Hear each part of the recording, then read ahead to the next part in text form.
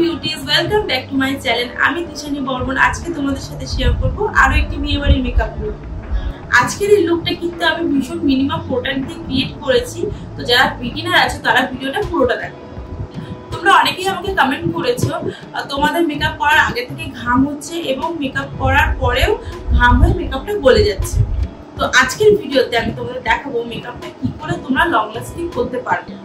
দেখো, ঘামটা হচ্ছে একটা ন্যাচারাল প্রসেস, এটা আমাদের সবারই হয়। তো ঘামটাকে আমরা পুরোপুরি কন্ট্রোল করতে পারবো না, কিন্তু হ্যাঁ, ঘামটাকে আমরা কম করতে পারি। মেকআপে কিছু স্টেপ রয়েছে যেগুলো ফলো করলে ঘামটা কিন্তু আমাদের অনেকটাই কম হবে এবং মেকআপের পরেও মেকআপ কালো হবে না, মেকআপ গলে পড়বে না, অনেকক্ষণ স্টে হবে। তো চলো শুরু করা যাক।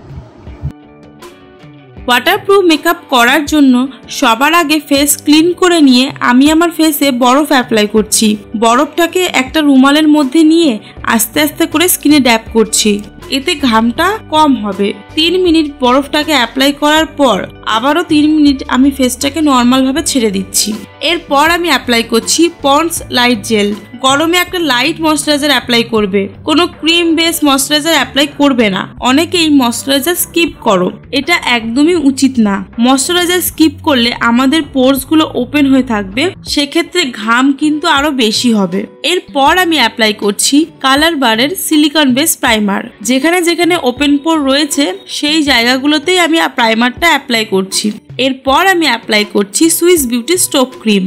তোমাদের কাছে এই প্রোডাক্টটা না থাকলে তোমরা এই স্টেপটা স্কিপ করতে পারো, বাট প্রোডাক্টটা ইউজ করলে তোমাদের মেকআপে খুব সুন্দর একটা গ্লো আসবে। মনে হবে কোনো মেকআপ আর্টিস্টের থেকে তুমি এই মেকআপ লুকটা ক্রিয়েট করেছো। কেউ বুঝবেই না যে তুমি নিজেই এত সুন্দর মেকআপ করতে পারো। এরপর আমি ইউজ করছি সুপার স্টে ফাউন্ডেশন।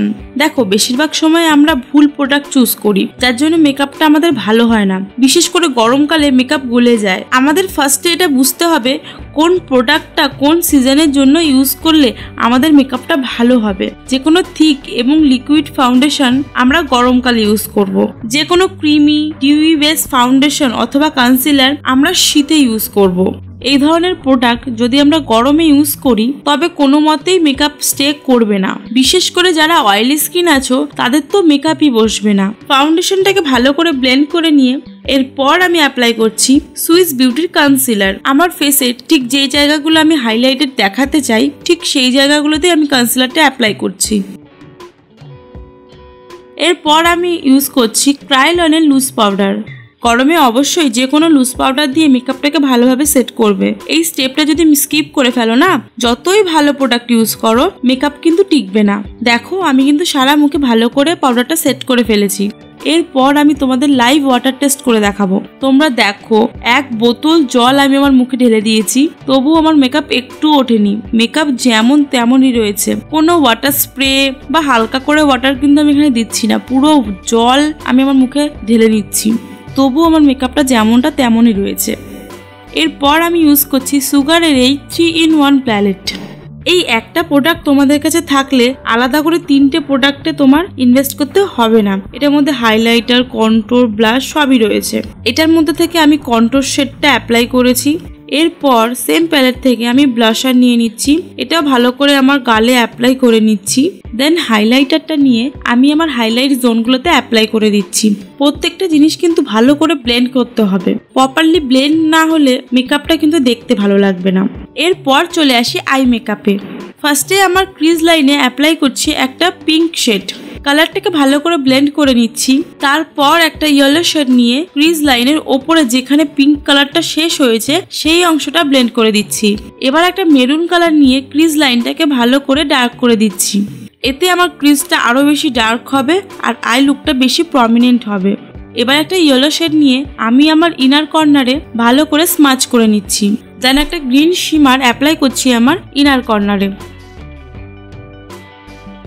এরপর একটা ব্রাশে হালকা রেড কালার নিয়ে আমি আমার লোয়ার ল্যাশে অ্যাপ্লাই করে দিচ্ছি। দেন ব্রো বোনে অ্যাপ্লাই করছি হাইলাইটার। ইনার কর্নারটাও একটু হাইলাইট করে নিচ্ছি। এবার ওয়াটার লাইনে অ্যাপ্লাই করছি কাজল। আজকে একটু ডার্ক করে কাজলটা অ্যাপ্লাই করছি। আর এখানে দেখো আমার কাজলটা ভেঙে গেল। কাজলটার জন্য এত মায়া লাগছিল যে কি আর বলবো। কাজল আমার ভীষণ পছন্দের, আর এটা ওয়েস্ট করতে আমার সত্যিই খুব গায়ে লাগে। সেম কাজলটাই আমি আমার আইলিডে অ্যাজ এ লাইনার অ্যাপ্লাই করেছি। এবার ভালো করে স্মাচ করে দেব। চোখের কোণায় বেঁচে থাকা এই কাজলটা দিয়েই আমি উইংস করার চেষ্টা করছি। এরপর লরিয়ালের লাইনার দিয়ে ইনার কর্নারে উইং করছি এবং আউটার কর্নারেও উইংটাকে একটু প্রমিনেন্ট করে দিচ্ছি। একদম শেষে চলে এলাম আইব্রোতে। আই ম্যাজিকের এই ব্রাউন আইব্রো পমেটটা দিয়ে আমি আমার আইব্রোটাকে আরও বেশি প্রমিনেন্ট করে নিচ্ছি। যেখানে যেখানে আমার আইব্রোতে গ্যাপ রয়েছে ঠিক সেখানে সেখানেই পমেটটা আমি অ্যাপ্লাই করছি আর ওপরের লাইনটাকে হালকা একটু মোটা করছি। এবার আমি অ্যাপ্লাই করছি লিপস্টিক। একটা ব্রাউন কালার দিয়ে লিপটাকে ড্র করলাম। এবার একটা লাইট ব্রাউন শেড দিয়ে লিপটাকে ফিল করলাম। দেখো দুটো লিপ শেডই আমার ভীষণ পছন্দের, এগুলো লোকাল শপ থেকে নেওয়া হয়েছিল। এরপর আমি অ্যাপ্লাই করছি ELF এর সেটিং স্প্রে। গরমকালে মেকআপ কমপ্লিট করার পর অবশ্যই সেটিং স্প্রে দিয়ে মেকআপটাকে লক করতে হবে, নয়তো এত কষ্ট করে মেকআপ করাটাই বৃথা। এরপর আই ম্যাজিকের আইল্যাশ অ্যাপ্লাই করছি। এবার আমি আমার হেয়ারটা বান করে নেব। মাঝখান থেকে একটা লম্বা সিঁথি করে দুপাশে চুলটাকে ভালো করে কোম দিয়ে আস্তে পেছনের দিকে টেনে নেব। এরপর ক্লিপের সাথে গার্ডার অ্যাড করে আমি আমার পেছনের চুলগুলোকে আটকে ফেলবো। তোমরা যে কোনো গার্ডার বা যে কোনো ক্লিপ দিয়ে চুলটাকে আটকাতে পারো। আজকে এই স্লিক বানটা তোমাদের সাথে শেয়ার করলাম। এটা তোমরা যে কোনো অনুষ্ঠানে যে কোনো শাড়ির সাথে করে যেতে পারবে, দেখতে ভীষণ স্মার্ট লাগে। এবার পেছনে সব চুলগুলোকে খোপা করে নিয়ে ইউপিন দিয়ে সেট করে দেব। এই চুলগুলো না বেশি বড় হয়ে গেছে, তো লুকটা ভালো লাগছে না। অনেকদিন হেয়ার কাট করিনি, প্রায় 1 বছরের বেশি হয়ে গেল।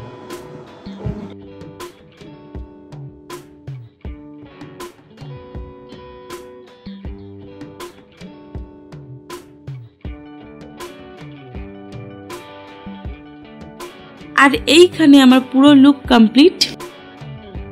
এই হ্যান্ডলুমের শাড়িটা লোকাল শপ থেকেই নিয়েছিলাম, তার সাথে এই সিম্পল গোল্ডেন জুয়েলারিগুলো স্টাইল করেছি। তোমরা কমেন্ট করে জানিও আজকের এই লুকটা তোমাদের কেমন লেগেছে এবং নেক্সট ভিডিওতে কেমন লুক দেখতে চাও সেটাও জানিও। আজকের ভিডিওটা এখানেই শেষ করছি। তোমরা ভালো থেকো, সুস্থ থেকো, টাটা।